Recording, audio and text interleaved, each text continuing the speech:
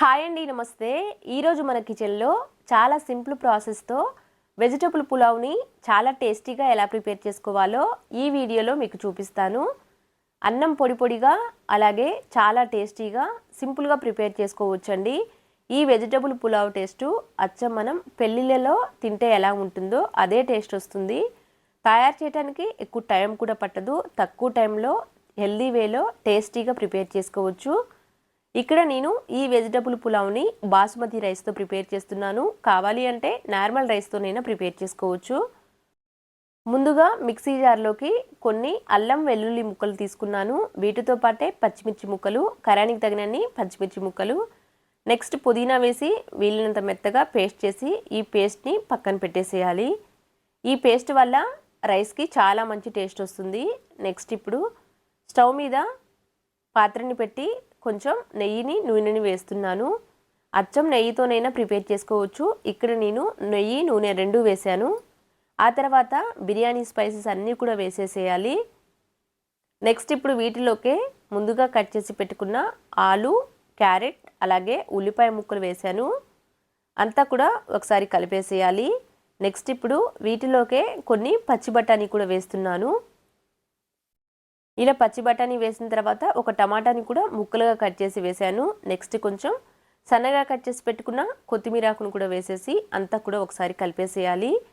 ఆ తర్వాత మనం ముందుగా పేస్ట్ పట్టాం కదా, మసాలా పేస్ట్ కూడా వేస్తున్నాను. అల్లం, వెల్లుల్లి, పచ్చిమిర్చి వేసి పట్టాం కదా, ఆ పేస్ట్ కూడా వేసేసి అంతా కూడా ఒకసారి కలిపి మూత పెట్టి ఈ వెజిటబుల్స్ని కాస్త మగ్గనివ్వాలి.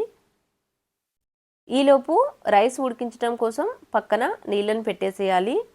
ఇక్కడ నేను 1/2 కిలో బాస్మతి రైస్తో ఈ వెజిటబుల్ పులావ్ని ప్రిపేర్ చేస్తున్నాను. ఇప్పుడు మూత పెట్టి ఈ వెజిటబుల్ని ఉడికించాలి. ఆ తర్వాత స్టవ్ మీద మరొక పాత్రని పెట్టి 1 గ్లాస్ రైస్కి 1.25 గ్లాస్ చొప్పున మొత్తం 2 గ్లాసుల రైస్కి 3.5 గ్లాసుల వరకు నీళ్ళని తీసుకుంటున్నాను. ఈ కొలతతో నీళ్లు తీసుకున్నాము అంటే అన్నం పొడి పొడిగా ప్రిపేర్ అవుతుంది. ఇలా తీసుకున్న తర్వాత ఇప్పుడు కొంచెం షాజీరాని అలాగే కొత్తిమీరను కూడా వేసి మూత పెట్టి ఈ నీళ్ళని తెరల కాగనివ్వాలి. ఈలోపు ఇక్కడ చూడండి వెజిటబుల్స్ కూడా చక్కగా మగ్గిపోయాయి. అంతా కూడా ఒకసారి కలిపి నెక్స్ట్ ఇప్పుడు ఇక్కడ నేను ముందుగానే బియ్యం కడిగి పక్కన పెట్టాను. 1/2 అవర్ పాటు బియ్యం నానబెట్టుకోవాలి. అప్పుడే అన్నం పొడి పొడిగా ప్రిపేర్ అవుతుంది. ఇలా నానబెట్టిన బియ్యాన్ని నీళ్ళని వంపేసి బియ్యం మాత్రమే ఇలా వేసేసి అంతా కూడా ఒకసారి కలిపేసేయాలి. ఇలా కలిపేటప్పుడు కూడా స్పీడ్గా ఎలా పడితే అలా కలిపాము అంటే బియ్యం విరిగిపోయినట్లు అవుతాయి. కాబట్టి నిదానంగా ఇలా కలిపి 1-2 నిమిషాల పాటు అలానే వదిలేయాలి. ఆ తర్వాత చూడండి ఇక్కడ ఈలోపు నీళ్ళు కూడా చక్కగా రోలింగ్ బాయిలింగ్ అవుతున్నాయి కదా, ఇప్పుడు ఈ నీళ్ళని కూడా వేసేయాలి. నెక్స్ట్ ఇప్పుడు రుచికి తగినంత ఉప్పుని వేసాను. ఇలా వేసేసి అంతా కూడా ఒకసారి కలిపి మూత పెట్టి హై ఫ్లేమ్లో ఉడికించాలి. బియ్యం ఇలా వేసి ఆ తర్వాత వేడి నీళ్ళని వేసి ఉడికించడం వల్ల అన్నం పొడి పొడిగా చాలా బాగా వస్తుందండి. ఇక్కడ చూడండి మధ్య మధ్యలో కలుపుకుంటూ ఉడికించిన తర్వాత ఎసరంతా కూడా ఇలా చక్కగా ఎగిరిపోయిన తర్వాత ఇప్పుడు లో ఫ్లేమ్లోకి టర్న్ చేయాలి. మూత పెట్టి మరో 5 నిమిషాల పాటు లో ఫ్లేమ్లోనే ఉడికించాలి.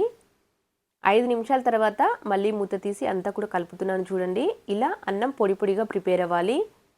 ఈ టైంలో స్టవ్ ఆఫ్ చేసేసి పక్కన పెట్టేసేయాలి.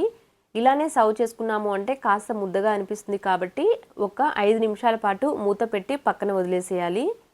లాస్ట్లో ఇక్కడ నేను స్టవ్ ఆఫ్ చేసిన తర్వాత నేతిలో వేయించిన కాజును కూడా వేసి మూత పెట్టి పక్కన పెట్టాను.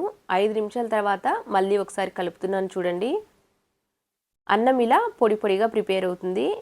ఇలా ప్రిపేర్ చేస్తే అచ్చం పెళ్ళిళ్ళలో వడ్డించే వెజిటబుల్ పులావ్ ఎలా ఉంటుందో అదే టేస్ట్ వస్తుందండి.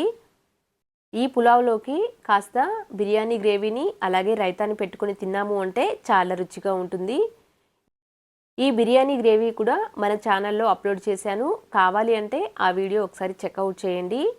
చూశారు కదా, చాలా సింపుల్గా టేస్టీగా వెజిటబుల్ పులావ్ సింపుల్గా ప్రిపేర్ అయింది.